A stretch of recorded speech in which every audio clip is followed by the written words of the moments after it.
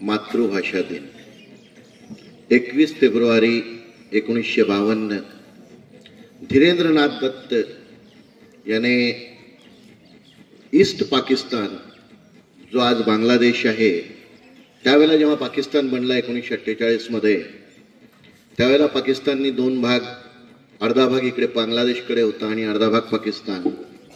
त्यांनी ठरवलं होतं की उर्दूच राष्ट्रभाषा राहील. त्याला विरोध म्हणून धीरेंद्रनाथ दत्त यांनी ही सुरुवात केली. ढाका युनिव्हर्सिटीमध्ये विद्यार्थ्यांनी याला विरोध केला आणि परिणामस्वरूप बांगला भाषा ही तिथे मान्यता प्राप्त झाली. भाषा कोणतीही असो, आपल्याला आपल्या भाषेचा अभिमान असणं आवश्यक आहे.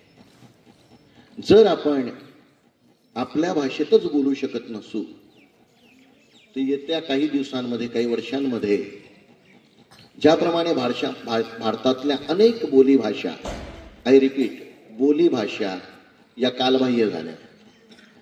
जसं आता जादवेर म्हणक्या, राठोडेर म्हणक्या, गोरमाडीचं नाही, हा बंजारी किंवा मारवाडी झालं. आता सरांनी तेलगूत म्हटलं, पण उच्चार करताना आमच्या मुलीने म्हटलं की सर तमिळमध्ये म्हणते. There is a great difference between Tamil and Telugu. Subramaniam Bharathi Tamil poet होते. ओडी वेळेयाडू पापा न्यू इंद्रिकलागादू पापा, that is Tamil. Telugu is a different one, Malayalam is a different one, Kannada is a different one. नन्ना हेसरू सुभाष, दिस इज कन्नडा. मराठी भाषेमध्ये आज दुर्दैवाने काय व्हायला लागलेलं आहे, शब्द कालबाह्य व्हायला लागले. एक बैलगाडी शब्द जर गेला, तुम्हाला काय वाटतं किती शब्द जात असतील एक बैलगाडी हा शब्द कालबाह्य झाला तर?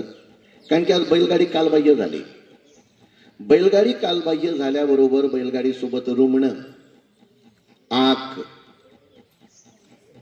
त्याच्यानंतर दावा, कासरा हे शब्द ऐकले? कासरा म्हणजे मोठी दोरी, दावा म्हणजे छोटी दोरी. त्याच्यानंतर बैलांच्या तोंडाला बांधल्या जाणाऱ्या मुसक्या वेगळ्या.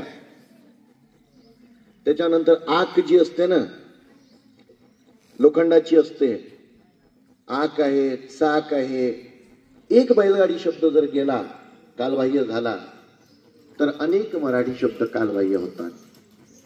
आज आम्ही त्रिभाषा सूत्र तर घेतलंय, पण स्वतःलाच विचारा बरं, तुमची कोणती तरी भाषा प्रगल्भ आहे का? तुम्हाला शिव्या द्यायची असल्या की मातृभाषा आठवते, पण चांगले काम करत असताना का नाही आठवत? तुम्ही ना धड इंग्रजी बोलताय, ना धड हिंदी बोलताय, ना धड मराठी बोलताय.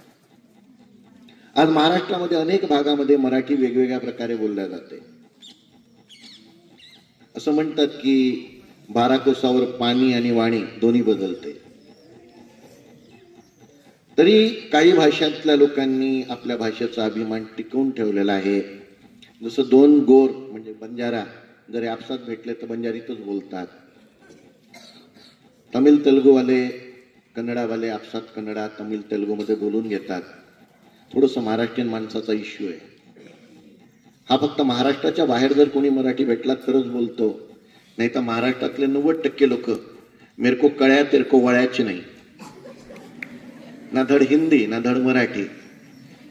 आज आपण ही मातृभाषा दिवस जो मनवतोय, याच्यातून आपल्याला एवढंच शिकायचं आहे की जर आपण आपली मातृभाषा जतन केली नाही तर येणाऱ्या पिढींना एक प्रगल्भ असा वारसा आपण देऊ शकणार नाही. आज मारवाडी भाषा सुद्धा अनेक मारवाड्यांच्या घरात बोलली जात नाही, ते हिंदीत बोलतात. क्योंकि म्हारा छोरा ही ना वह आवई को नहीं तो मैं कट बोलूंगा, मैं नहीं बोलूंगा तो म्हारा बच्चा ना कट सांभाळेगा. मतलब मीच नाही बोलणार तर माझ्या मुलाला कुठून येणार? आणि हे आहे, तुमचे मम्मी पप्पांनी मराठी